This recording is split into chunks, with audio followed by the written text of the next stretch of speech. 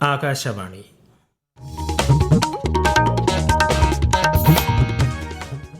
നമസ്കാരം. പ്രത്യേക വാർത്താ ബുള്ളറ്റിൻ വായിക്കുന്നത് ഹരിഷ്ണ.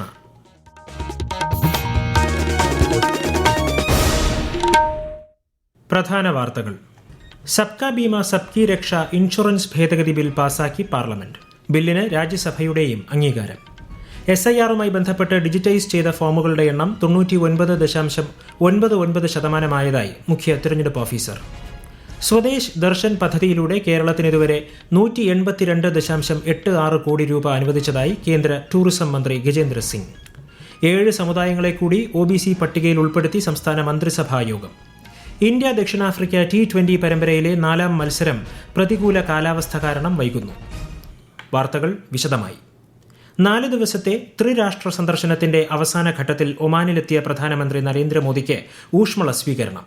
മസ്കറ്റ് വിമാനത്താവളത്തിൽ പ്രതിരോധകാര്യ ഉപപ്രധാനമന്ത്രി സയ്യിദ് ഷിഹാബ് ബിൻ താരിഖ് പ്രധാനമന്ത്രിയെ സ്വീകരിച്ചു.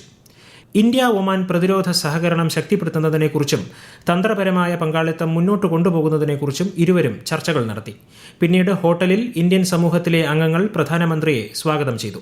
എത്യോപ്യയിലെ സന്ദർശനം പൂർത്തിയാക്കിയാണ് ശ്രീ മോദി ഒമാനിലെത്തിയത്. സബ്കാ ബീമ സബ്കി രക്ഷ ഇൻഷുറൻസ് ഭേദഗതി ബിൽ പാസാക്കി പാർലമെന്റ്. ബിൽ പാസാക്കി രാജ്യസഭ ഇന്നത്തേക്ക് പിരിഞ്ഞു. ബില്ലിന് ഇന്നലെ ലോക്സഭയുടെ അംഗീകാരം ലഭിച്ചിരുന്നു. ആണവോർജ്ജ വിനിയോഗ ബിൽ 2025 ലോക്സഭ പാസാക്കി. ഇന്ത്യയുടെ ഊർജ്ജ ആവശ്യങ്ങൾ നിറവേറ്റുന്നതിനായി ആണവോർജ്ജ ഉൽപാദനം വർദ്ധിപ്പിക്കുകയാണ് ബില്ലിന്റെ ലക്ഷ്യം. Viksit Bharat Rozgar Ajeevika mission guarantee VBG Ramji ബില്ലിന്മേൽ ലോക്സഭയിൽ ചർച്ച തുടരുകയാണ്. പട്ടികവർഗ വികസന വകുപ്പിന് കീഴിൽ പ്രവർത്തിക്കുന്ന 18 മോഡൽ പ്രീ സ്കൂളുകളിലെ ജീവനക്കാരുടെ ഓണറേറിയം വർദ്ധിപ്പിച്ച് സംസ്ഥാന മന്ത്രിസഭാ യോഗം. അധ്യാപികമാർക്ക് 13,000 രൂപയായും ആയമാർക്കും ഹെൽപ്പർമാർക്കും 9,000 രൂപയായുമാണ് പ്രതിമാസ ഓണറേറിയം വർദ്ധിപ്പിച്ചത്. മലബാർ ക്യാൻസർ സെന്ററിലെ ജീവനക്കാർക്ക് LICയുമായി ചേർന്ന് പെൻഷൻ പദ്ധതി നടപ്പിലാക്കും. 7 സമുദായങ്ങളെ OBC പട്ടികയിൽ ഉൾപ്പെടുത്താനും മന്ത്രിസഭാ യോഗത്തിൽ തീരുമാനമായി. വിശദാംശങ്ങളുമായി ആകാശവാണി തിരുവനന്തപുരം ജില്ലാ പ്രതിനിധി രജു കോലിയക്കോട്. സംസ്ഥാന പിന്നാക്ക വിഭാഗ കമ്മീഷന്റെ ഉപദേശം അംഗീകരിച്ച് ബാലിജ, കവാരെ, ഗവാര, ഗവാരൈ, ഗവാരൈ നായിഡു, ബാലിജ നായിഡു, ഗജാലു ബാലിജ അഥവാ വളജട്ടി എന്നീ സമുദായങ്ങളെയാണ് സംസ്ഥാന OBC പട്ടികയിൽ ഉൾപ്പെടുത്താൻ ഇന്ന് ചേർന്ന മന്ത്രിസഭാ യോഗത്തിൽ തീരുമാനിച്ചത്. കോട്ടയത്തും ആലപ്പുഴയിലും സംസ്ഥാന ന്യൂനപക്ഷ വികസന കോർപ്പറേഷന്റെ പുതിയ റീജിയണൽ ഓഫീസ് ആരംഭിക്കും. കോഴിക്കോട് പ്രവർത്തിച്ചുവരുന്ന റീജിയണൽ ഓഫീസിന് അനുമതി നൽകും. സർക്കാരിന് കീഴിലുള്ള കമ്പനിയായ ഔഷധിയിലെ ജീവനക്കാരുടെ വിരമിക്കൽ പ്രായം 58 വയസ്സിൽ നിന്നും 60 വയസ്സാക്കി ഉയർത്താനും മന്ത്രിസഭ തീരുമാനിച്ചു. സെൻട്രൽ ഫോറൻസിക് സയൻസ് ലബോറട്ടറി സ്ഥാപിക്കുന്നതിന് ടെക്നോസിറ്റിയിലെ 5 ഏക്കർ ഭൂമി കേന്ദ്ര ആഭ്യന്തര മന്ത്രാലയത്തിന് പാട്ടത്തിന് നൽകും. റീഹാബിലിറ്റേഷൻ പ്ലാന്റേഷൻസ് ലിമിറ്റഡിലെ സ്ഥിരം ജീവനക്കാർക്ക് 11ാം ശമ്പള പരിഷ്കരണം അനുവദിക്കാനും മന്ത്രിസഭാ യോഗം തീരുമാനിച്ചു. രാജ്യത്ത് സുസ്ഥിരവും ഉത്തരവാദിത്തമുള്ളതുമായ വിനോദസഞ്ചാര കേന്ദ്രങ്ങൾ വികസിപ്പിക്കുക എന്ന ലക്ഷ്യത്തോടെ ആരംഭിച്ച സ്വദേശ് ദർശൻ 2.0 പദ്ധതിയിലൂടെ കേരളത്തിന് ഇതുവരെ അനുവദിച്ചത് 182.86 കോടി രൂപയെന്ന് കേന്ദ്ര ടൂറിസം മന്ത്രി ഗജേന്ദ്ര സിംഗ് ഷെഖാവത്ത്. കുമരകം, ആലപ്പുഴ, മലമ്പുഴ എന്നിവിടങ്ങൾ കേന്ദ്രീകരിച്ചുള്ള ടൂറിസം പദ്ധതികൾക്കാണ് തുക അനുവദിച്ചത്. ഇതിനു പുറമെ Swadesh Darshan, challenge based destination development ഉൾപ്പെടെയുള്ള പദ്ധതികൾ വഴിയും കേരളത്തിലെ ടൂറിസം മേഖലാ വികസനത്തിനായി സാമ്പത്തിക സഹായം അനുവദിച്ചിട്ടുണ്ടെന്ന് മന്ത്രി ലോക്സഭയിൽ മറുപടി നൽകി. വയനാട് പനമരം, കണിയാമ്പറ്റ പഞ്ചായത്തുകളിലെ ജനവാസ മേഖലകളിലിറങ്ങിയ കടുവ കാടു കയറിയതായി south Wayanad DFO Ajith K. Raman അറിയിച്ചു. കടുവയുടെ കാൽപ്പാടുകൾ കേന്ദ്രീകരിച്ചുള്ള അന്വേഷണത്തിലാണ് ഇക്കാര്യം വ്യക്തമായത്. സമീപത്തെ പാതിരി വനമേഖലയിലേക്കാണ് കടുവ കയറിപ്പോയത്. പ്രദേശത്തെ തോട്ടങ്ങളിലും വനമേഖലയിലും കടുവയുടെ കാൽപ്പാടുകൾ കണ്ടെത്തുകയും ഇതേ കടുവയാണെന്ന് സ്ഥിരീകരിക്കുകയും ചെയ്തിട്ടുണ്ട്. ഈ സാഹചര്യത്തിൽ നിയന്ത്രണങ്ങൾ പിൻവലിക്കാൻ അധികൃതരോട് ആവശ്യപ്പെടുമെന്നും DFO പറഞ്ഞു. സംസ്ഥാനത്തെ 7 ആരോഗ്യ സ്ഥാപനങ്ങൾക്ക് കൂടി ദേശീയ ഗുണനിലവാര അംഗീകാരം ലഭിച്ചതായി ആരോഗ്യമന്ത്രി വീണ ജോർജ്. കൂടാതെ 3 ആരോഗ്യ സ്ഥാപനങ്ങളുടെ അംഗീകാരം പുതുക്കി നൽകി. ഇതോടെ NQAS അംഗീകാരം ലഭിച്ച കേന്ദ്രങ്ങളുടെ എണ്ണം 282 ശബരിമല തീർത്ഥാടനകാലം ആരംഭിച്ച ശേഷം ഇതുവരെയുള്ള ആകെ വരുമാനം 210 കോടി രൂപയായതായി Devaswom board president K. Jayakumar അറിയിച്ചു. ഒരാൾക്ക് 20 ടിൻ അരവണ നൽകുന്ന തീരുമാനം തുടരുമെന്നും പ്രസിഡന്റ് അറിയിച്ചു.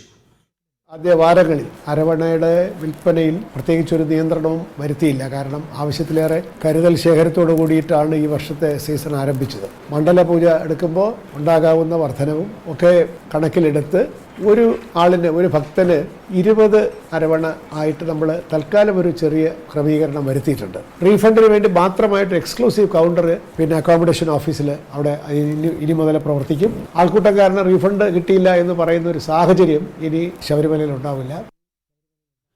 ഗോവ വിമോചന സമരത്തിൽ പങ്കെടുക്കാനായി കേരളത്തിൽ നിന്ന് ഗോവയിലേക്ക് പോയ ധീര സമര പോരാളികളുടെ കുടുംബാംഗങ്ങളെ ലോക് ഭവൻ ആദരിക്കുന്നു. ഗോവ വിമോചന ദിനമായ ഈ മാസം 19 വൈകിട്ട് 4 മണിക്ക് ലോക് ഭവനിൽ നടക്കുന്ന ചടങ്ങിൽ ഗവർണർ രാജേന്ദ്ര വിശ്വനാഥ് ആർലേക്കർ പങ്കെടുക്കും. ഓപ്പറേഷൻ വിജയ് എന്ന പേരിൽ അറിയപ്പെട്ട സൈനിക നടപടിയിൽ പങ്കെടുത്ത മലയാളി ലഫ്റ്റനന്റ് കേണൽ PKN പിള്ളയെയും ചടങ്ങിൽ പ്രത്യേകം ആദരിക്കും. ഈ വാർത്തകൾ ആകാശവാണിയിൽ നിന്നും.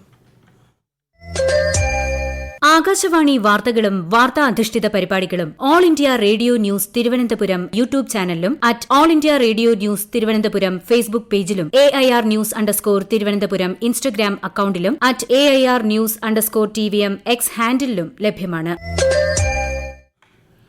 SIR-മായി ബന്ധപ്പെട്ട് ഇന്ന് വൈകിട്ട് 6 മണിയോടെ ഡിജിറ്റൈസ് ചെയ്ത ഫോമുകളുടെ എണ്ണം 2,78,48,827 ഉയർന്നതായി മുഖ്യ തെരഞ്ഞെടുപ്പ് officer doctor Rathan U Kelkar.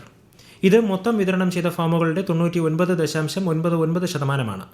Digitisation 100% പൂർത്തീകരിച്ച ജില്ലകളെ മുഖ്യ തെരഞ്ഞെടുപ്പ് ഓഫീസർ അഭിനന്ദിച്ചു. ആലപ്പുഴ, തൃശൂർ, കണ്ണൂർ ഒഴികെ മറ്റെല്ലാ ജില്ലകളും 100% ഡിജിറ്റൈസേഷൻ പൂർത്തീകരിച്ചതായി അദ്ദേഹം അറിയിച്ചു. ഈ 3 ജില്ലകൾ ഇന്നു തന്നെ 100% ഡിജിറ്റൈസേഷൻ പൂർത്തീകരിക്കുമെന്നും മുഖ്യ തെരഞ്ഞെടുപ്പ് ഓഫീസർ അറിയിച്ചു. സംസ്ഥാനത്ത് തീവ്ര വോട്ടർ പട്ടിക പരിഷ്കരണത്തിന്റെ ഭാഗമായി വീടുതോറുമുള്ള വിവരശേഖരണം നാളെ അവസാനിക്കും. കൂടുതൽ വിവരങ്ങളുമായി ആകാശവാണി ലേഖകൻ സ്മിതി M. പള്ളുരുത്തി.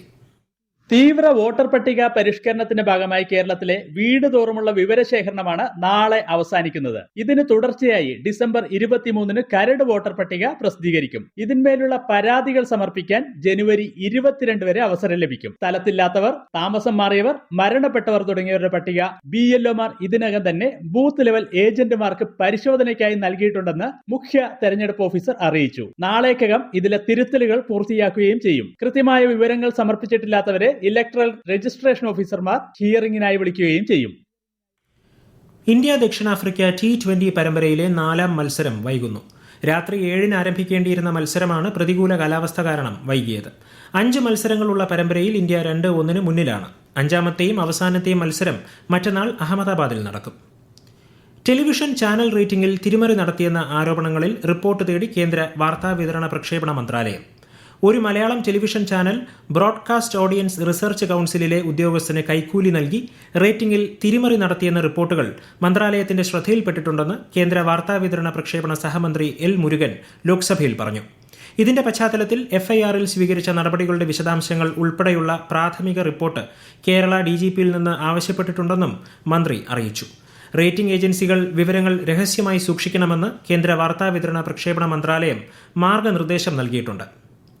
പാലിയേക്കര ടോൾ പ്ലാസയിൽ ജീവനക്കാർക്ക് കാർ യാത്രക്കാരുടെ മർദ്ദനം.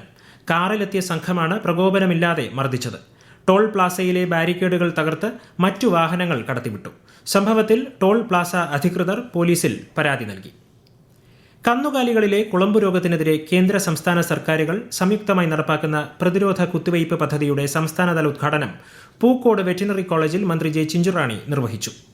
ദേശീയ ജന്തുരോഗ നിയന്ത്രണ പദ്ധതിയുടെ ഭാഗമായി കുളമ്പുരോഗ പ്രതിരോധ കുത്തിവയ്പ് 7ാം ഘട്ടത്തിനും ചർമ്മരോഗ പ്രതിരോധ കുത്തിവയ്പ് 3ാം ഘട്ടത്തിനുമാണ് സംസ്ഥാനത്ത് തുടക്കമായത്. 2026 ജനുവരി 23 വരെ നീണ്ടുനിൽക്കുന്ന വാക്സിനേഷൻ കാലയളവിൽ മൃഗസംരക്ഷണ വകുപ്പിലെ ജീവനക്കാർ വീടുകളിൽ നേരിട്ടെത്തി ഉരുക്കൾക്ക് പ്രതിരോധ കുത്തിവയ്പ് നൽകും.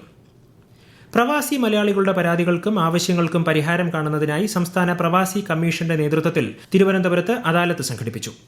പ്രവാസി commission chairperson justice Sophy Thomas നേതൃത്വം നൽകി. കഴിഞ്ഞ 2 ദിവസത്തിനുള്ളിൽ 85 കേസുകൾ പരിഗണിച്ചു. പ്രധാന വാർത്തകൾ വീണ്ടും. സുപ്രധാന ബില്ലുകൾ ചർച്ച ചെയ്ത് പാർലമെന്റ്. ആണവോർജ്ജ വിനിയോഗ ബിൽ 2025 ലോക്സഭ പാസാക്കി. SIR-മായി ബന്ധപ്പെട്ട് ഡിജിറ്റൈസ് ചെയ്ത ഫോമുകളുടെ എണ്ണം 99.99% മുഖ്യ തെരഞ്ഞെടുപ്പ് ഓഫീസർ രത്തൻ യു കേൽക്കർ. സ്വദേശ് ദർശൻ പദ്ധതിയിലൂടെ കേരളത്തിന് ഇതുവരെ അനുവദിച്ചത് 182.86 കോടി രൂപയെന്ന് കേന്ദ്ര ടൂറിസം മന്ത്രി ഗജേന്ദ്ര സിംഗ്. 7 സമുദായങ്ങളെ കൂടി OBC പട്ടികയിൽ ഉൾപ്പെടുത്തി സംസ്ഥാന മന്ത്രിസഭായോഗം. ഇന്ത്യ ദക്ഷിണാഫ്രിക്ക T20 പരമ്പരയിലെ 4ാം മത്സരം അല്പസമയത്തിനകം. പ്രത്യേക വാർത്താ ബുള്ളറ്റിൻ കഴിഞ്ഞു. അടുത്ത വാർത്താ പ്രക്ഷേപണം നാളെ രാവിലെ 6:45-ന്.